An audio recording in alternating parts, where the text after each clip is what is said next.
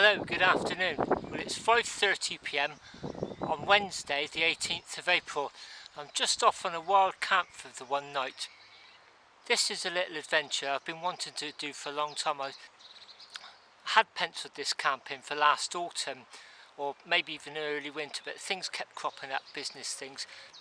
Today's been the first really hot day of spring. I've been up on a roof all afternoon, and I've got a few hours free tomorrow morning, so the timing is absolutely perfect. So I'm heading somewhere really special.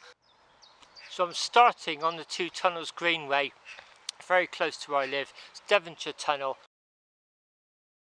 just in front of me. Then the other side of that is a gorgeous Lincoln Vale, then Coombe Down Tunnel, just over a mile long. That'll bring me out through Midford, out through Wellow, and then I'll describe a little bit more of the route and my destination, the other side of Wellow.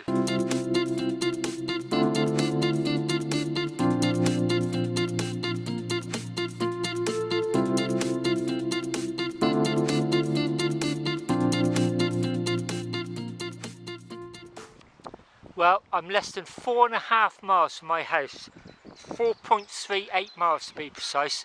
Look at this scenery, what I've got on my doorstep.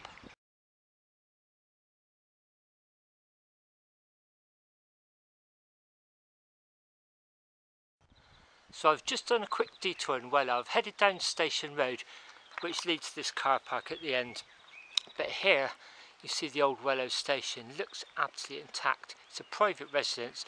It's got a really nice steam engine weather vane on the chimney. Looks like it could be used yesterday. Private property, so obviously I'm not going to go anywhere near the trespass, but you can make out the actual platforms that have been turfed. You can see the gap on the other side. An interesting fact about this station, one of its early owners after its closure was Peter Blake. That was the artist who designed the Beatles' Sgt. Pepper cover.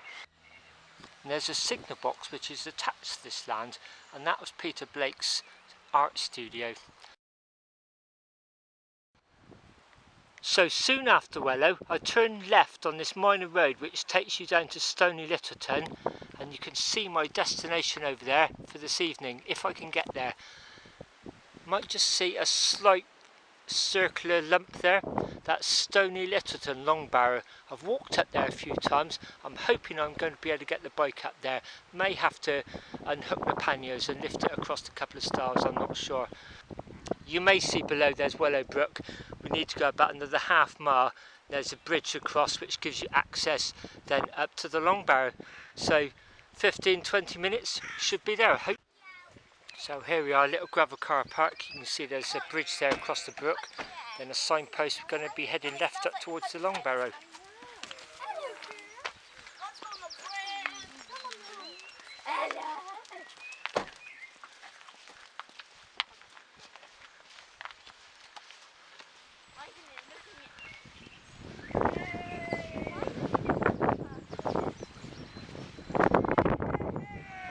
Look at this.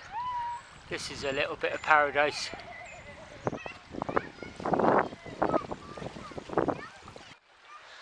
Well, I had to strip the bike down to get over the stile at the end of the bridge. Then straight after there's another stile at the start of this field. It's quite a long walk up to the Barrow. I've just come through that gated stile there. That was easy to just push the bike through. So at the top of the hill, through that gate, head straight across to it there. You can see the quite imposing looking dark entrance to it. I'm going to have a look inside that later on after it gets dark.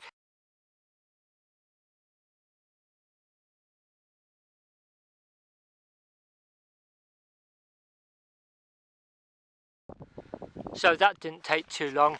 A family did turn up just as I was putting the tent up. They didn't seem to mind me being here. So a little bit about my kit later on, what I'm using and why. But just to stress, I am a responsible wild camper.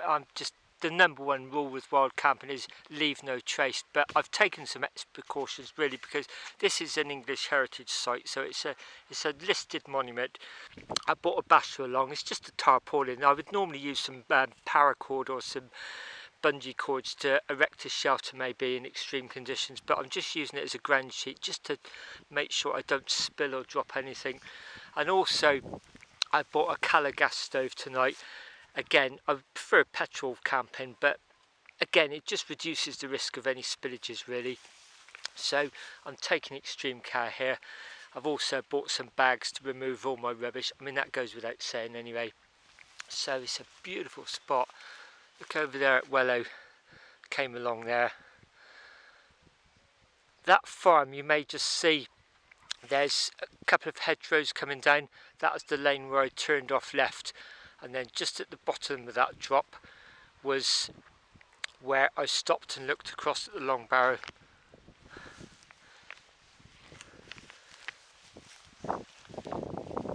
There's a tent, bike behind.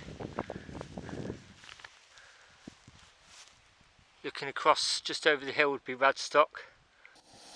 So here's my little kitchen area and my menu. So I'm just boiling some pasta at the moment. Being a cyclist, it's a mix between carbohydrates and protein that I need. I like bread as well. So boiling pasta, I'll drain that off and then just pour some chili con carne into it. That makes a really filling meal. It's one of my favourites. Got a couple of bottles of German beer there. It's really nice. It's like cloudy lager. When I first drank it, I thought it was off actually, but it's supposed to be like that. Got some mini baguettes from the co-op. That's nice to dunk in my meal. And also I've got some margarine and some marmalade. I can have at least one of those for my breakfast in the morning. Coffee. I bring Hermesita's saccharin, it's just easier than bringing sugar. I don't drink milk anyway, so that's one less problem to worry about. So camping kit, when I went to America in 2000, I was cycled across America for 3 months. I invested in a really good tent. It was a Terra Nova Voyager. It got a little bit trashed over there, got caught on some barbed wire in a sandstorm, got ripped, also got trashed by some raccoons, and it was never the same afterwards. It did last about another 10 years actually, but the zips eventually just failed, and one winter's night I just couldn't keep warming it. So I replaced it with this. It's called a Storm Shield. I actually picked it up in Millets. It was reduced. I picked it up in a sale. It was actually reduced, and with my YHA membership card you get an extra 10% discount, and they actually allowed me to use that on a sale item. So I forget exactly how much it was, 40, 50, 60 quid maybe. It's a really, really good tent. A little bit over 1.6 kilos, so not massively heavy. Got to stoop down duck star to get in here. Wow. So it starts off going directly in, and then there's side chambers going off.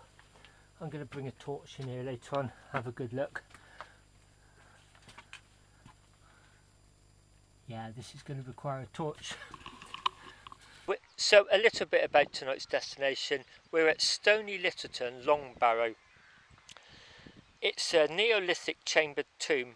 It was built over 5,500 years ago by early farming communities as a burial place for their dead, and perhaps also to mark their territory.